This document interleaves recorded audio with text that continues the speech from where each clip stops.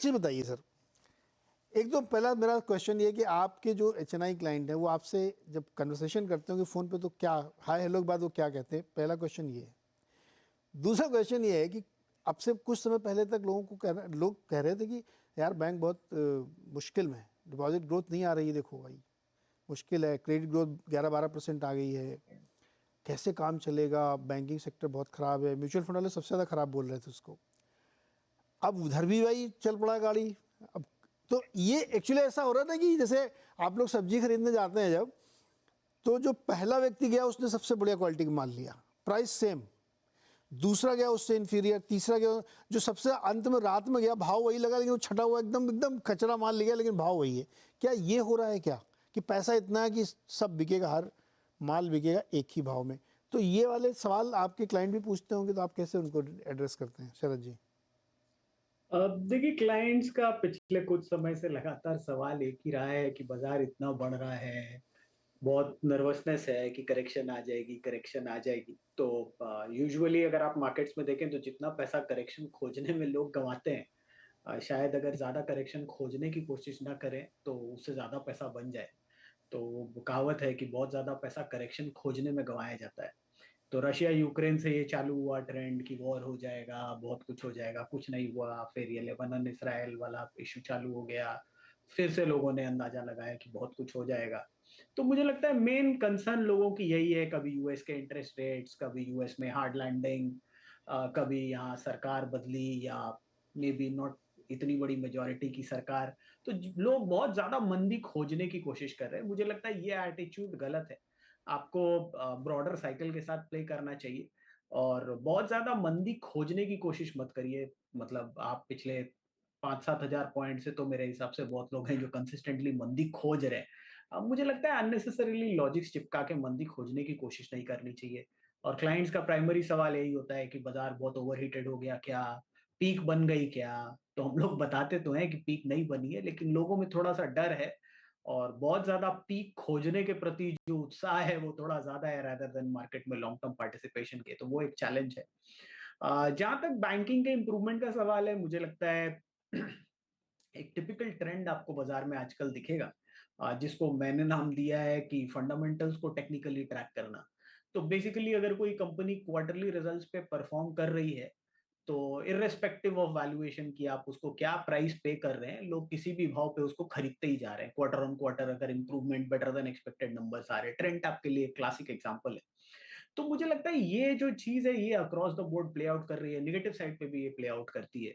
अगर एक क्वार्टर एक बैंक को, कुछ बैंकों के नतीजे कुछ खराब आए या कहीं पे आपको कुछ प्रॉब्लम आई, तो सबको थोड़ा सा नर्वसनेस हो जाती है और एक ट्रेंड चलता है कि मे बी ऐसे ही चलने वाला है, लीनियर रिलेशनशिप। तो वो एक चैलेंज है। मुझे लगता है बैंक्स में भी वो चीज प्ले कर रही है, Q1 के बाद और ज्यादा प्ले आउट कर रही है। बट एक मेजर पॉइंट जो लोग मिस कर रहे हैं कि Q1 सीजनली एक वीक क्वार्टर होता है नॉर्मली बैंक्स के लिए। कोविड वगैरह की वजह से डीबेसिंग रीबेसिंग बहुत सारी हुई है, इसलिए बहुत बार आपको Q1 थोड़ा एबनॉर्मल दिख सकता है। बट अगर आप लॉन्ग टर्म ट्रैजेक्टरी देखेंगे तो Q1 एक स्लो क्वार्टर होता है। तो मुझे लगता है Q2 ऑनवर्ड्स वो नॉर्मलाइज हो जाना चाहिए। और जहां तक अब लोगों की बैंकिंग में वापस आने का सवाल है, मुझे लगता है अब शायद वो रियलाइज कर रहे हैं कि अगर HDFC bank deposit growth aggressively नहीं बढ़ा रहे थे तो उनकी अपनी कॉल थी। ऐसा नहीं था कि डिपॉजिट्स अवेलेबल नहीं है। और जनरली जो एक ट्रेंड बनता है कि लोगों ने बना लिया कि सारा पैसा म्यूचुअल फंड में जा रहा है। मुझे लगता है जा रहा है, फंड ऑब्वियसली जा रहा है, लेकिन जिस टाइप की हमारी ग्रोथ ट्रेजेक्टरी है, मुझे नहीं लगता कि बैंक्स को एज सच डिपॉजिट्स की कोई कमी होगी। और अगर कमी ग्रेजुअली आती भी है तो वो रेट कार्ड के थ्रू उसको प्ले आउट करेंगे। तो मुझे नहीं लगता कि इतना चैलेंजिंग होने वाला है। हाँ, ऑब्वियसली शेयर ऑफ फंड्स की थोड़ी मारामारी रहेगी, क्योंकि ऑब्वियसली म्यूचुअल फंड्स भी आ रहे हैं, प्लस अब इंटरनेशनल फंड्स को भी अलाउड हो गया है बॉन्ड इनफ्लोज के साथ। बट मेरे हिसाब से ये मार्केट इतना बड़ा है कि बॉन्ड इशुएंस वगैरह में बॉन्ड मार्केट जैसे जैसे मैच्योर होती है, काफी आसानी से ज्यादातर जो इनफ्लोज हैं वो अब्सॉर्ब हो जाएंगे। तो Q1 के नंबर से थोड़ा ज्यादा लोगों ने इसमें से निकाला है ऑब्जर्वेशन की खराब रहना चाहिए। बट Q2 ऑनवर्ड्स मेरे हिसाब से ज्यादातर ये व्यू चेंज हो जाएगा। Q2 में व्यू चेंज हो जाएगा। शरद ने बड़ी अच्छी बात कही कि ज़्यादा मंदी मंदी खोजने के चक्कर में मत पड़ो। अच्छा, हर तरह के बायर हैं, देखिए गोल्ड चल रहा है, लोग बहुत चिंता करेंगे यार ये गोल्ड क्यों चल रहा है, इक्विटी के साथ कैसे गोल्ड चल सकता है? अरे भाई, सेंट्रल बैंकर वो अलग क्लास है, बायर वो खरीद रहा है, तुम्हें क्या तकलीफ है? वो आपको डिस्टर्ब नहीं कर रहा है। इक्विटी मार्केट के अपने बायर हैं, वो खरीद रहे हैं। मेरा सवाल आपसे ये है कि आप तो खैर मुंबई में ही, आदमी को रिएक्शनरी होना ज़्यादा फायदेमंद है या दूरदर्शी भविष्यवक्ता प्रेडिक्शन मारने में? क्या करना चाहिए ज़्यादातर मार्केट में? मेरा जी भविष्य तो किसी को नहीं मालूम कि भविष्य किसका कहाँ जाएगा। अरे यार, कितना लोग बताते रहते हैं कि अभी कोई पर्सनली ना ले, चार्टिस्ट लोग बताते हैं ना अभी 27,300 है ना, 26,900, ये भविष्यवक्ता ही तो है ये सब, और क्या है ये? नहीं, भविष्यवाणी करनी जो है वो एक बात होती है, और एक ऐसे कहना कि ये बिल्कुल ही हो जाएगा सर्टेनिटी के साथ, वो चीज़ अलग होती है। मुझे लग रहा है एक चीज़ कॉमन डेफिनेटली है कि इंडिया का जो भविष्य है वो बहुत अच्छा है, इसमें किसी को कोई दो मत वाली बात नहीं है। हम लोग बात लिक्विडिटी की कर रहे हैं, मार्केट की रैली की कर रहे हैं। लिक्विडिटी के ऊपर मैं ज़्यादा कमेंट नहीं करूँगा। हम लोगों ने पास्ट में कई सारे एपिसोड्स के अंदर में इसको अलग अलग तरीके से डिस्कस किया है। मैं इसको शायद थोड़ा सा एक्सट्रैपोलेट और करना चाहूँगा आज के एपिसोड से कि मार्केट के अंदर में एक चीज़ जो हुई है वो हम नज़रअंदाज कई बार कर लेते इस डिस्कशन में, वो ये है कि मार्केट के पार्टिसिपेंट्स बढ़ गए हैं।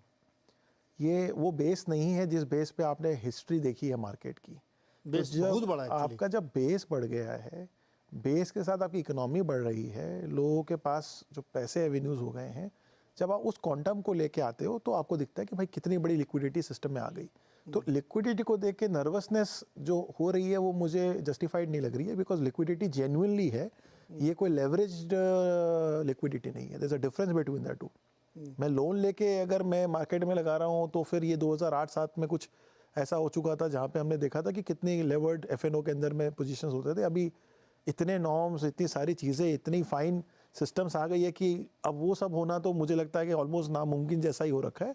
अब बस बात ये है कि भाई किसके पास कितने पैसे हैं मार्केट को या स्टॉक को ड्राइव करने के लिए, तो वही हो रहा है। मार्केट चल क्यों रहा है या वापस इस तरह में हम लोग बार बार क्यों देख रहे हैं कि मार्केट नया हाई बना रहा है?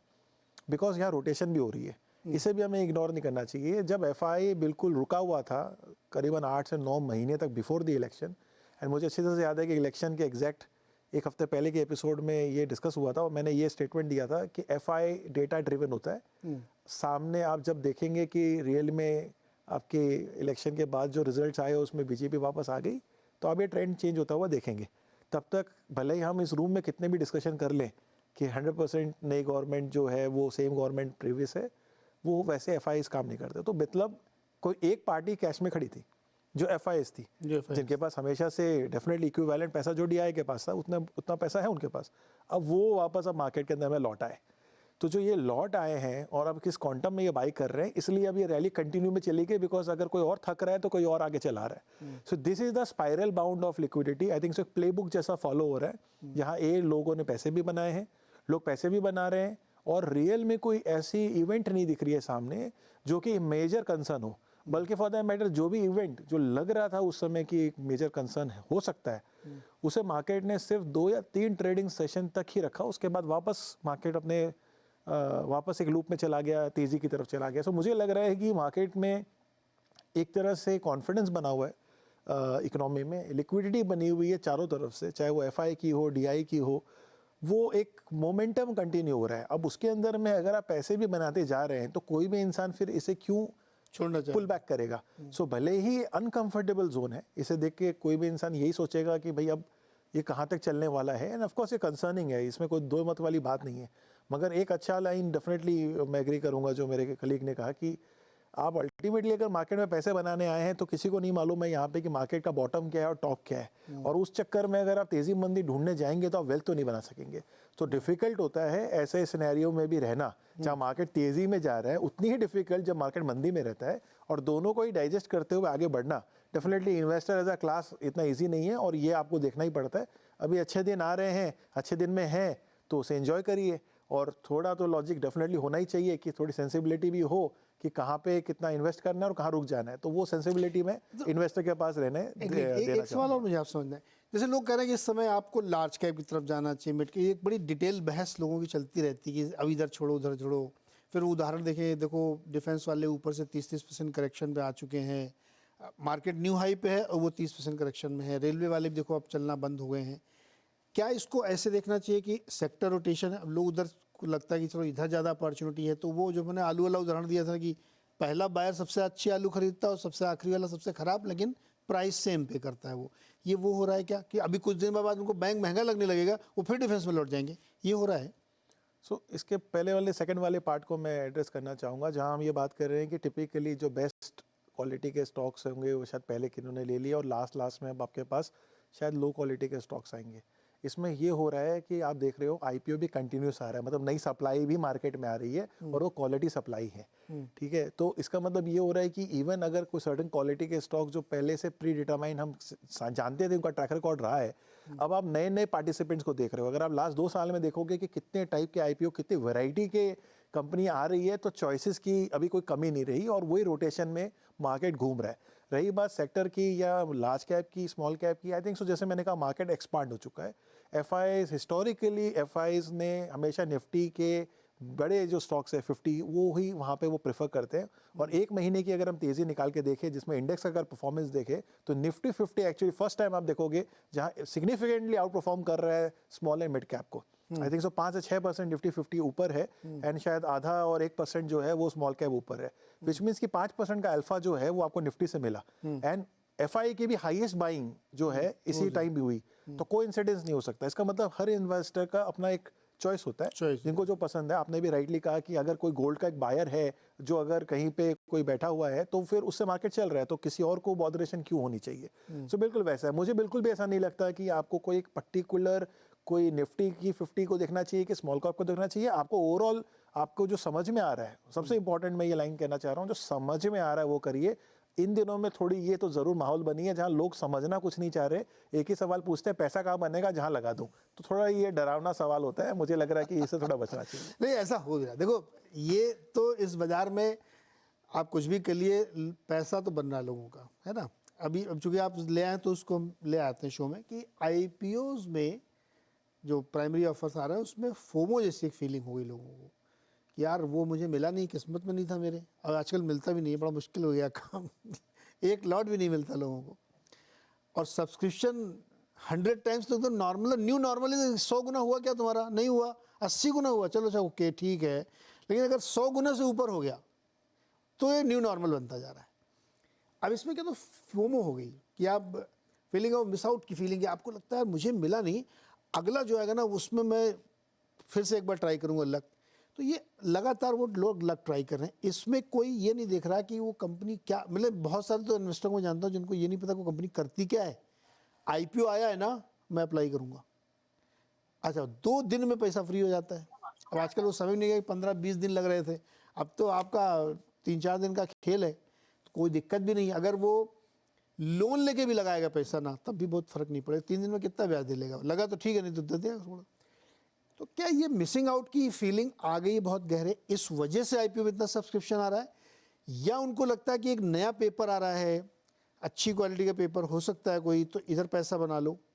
हालांकि अच्छी क्वालिटी और उसके प्राइसिंग पे लेकर के बहुत ज़्यादा इश्यूज हैं, लेकिन वो इग्नोर्ड है। पहला कमेंट आपका, फिर सुनील जी के पास। बताइए क्या चल रहा है फोमो मार्केट में? ये मेरे को लग नहीं रहा है, यहाँ दोनों ही बात नहीं है। मुझे ऐसा लग रहा है कि लोगों ने इसे एक प्लेबुक की तरह बना लिया है, आईपीओ आएगा आप लगाइए और पैसा बनाइए। सो यहाँ पे जब आप ऐसे जा रहे हैं तो बस सब लोग उसी में ही फॉलो कर रहे हैं। और आपने राइटली बोला कि जो प्रोसेस अभी बदल गया है आईपीओ का, जो कि इतना फास्ट भी हो गया है, इतना स्मूथ एंड स्ट्रीमलाइन हो गया है, तो यहाँ पे किसी के लिए कुछ खोने के लिए होता नहीं है और वो अपने हिसाब से लगाते हैं। और क्योंकि पता है कि वो सब्सक्रिप्शन के बाद प्रोरेटा के बेसिस पे आपको जो एलोकेशन आती है वो भी एक पूरा मेथोडोलॉजी डिफरेंट हो चुकी है, तो वहाँ पे किसी को कोई फियर ही नहीं होता। और इसलिए सेम पार्टिसिपेंट शायद एक दिन में अगर 2 आईपीओ चले तो सेम पार्टिसिपेंट दोनों जगह सेम अमाउंट लगा दे, क्योंकि उसको पता आना नहीं है। सो ये ओवर सब्सक्रिप्शन इसलिए भी आ रही है क्योंकि शायद अगर आपकी जेब में है भी नहीं 1 करोड़, तब भी आपने 1 करोड़ की एप्लीकेशन कर दी, क्योंकि आपको मालूम ही आने 1 लाख रुपए के शेयर। तो ये ऐसा भी हो रहा है। So I don't think so we should read too much on this 100x and 200x। It is looking like that because everybody is just following the same way, but otherwise ये कोई great sign तो नहीं है। मैं ये तो नहीं कहना चाहूंगा कि सारी कंपनियां बहुत अच्छी आ रही है और लोग शायद कम रीड कर रहे हैं। एक तरह से यही हो रहा है, जो भी आईपीओ में पैसे डालते हैं लिस्टिंग के दिन आपको गेन मिल जाते हैं, तो अभी वही चल रहा है। But it is not something I would recommend that it can continue for longer. Germany चलते हैं।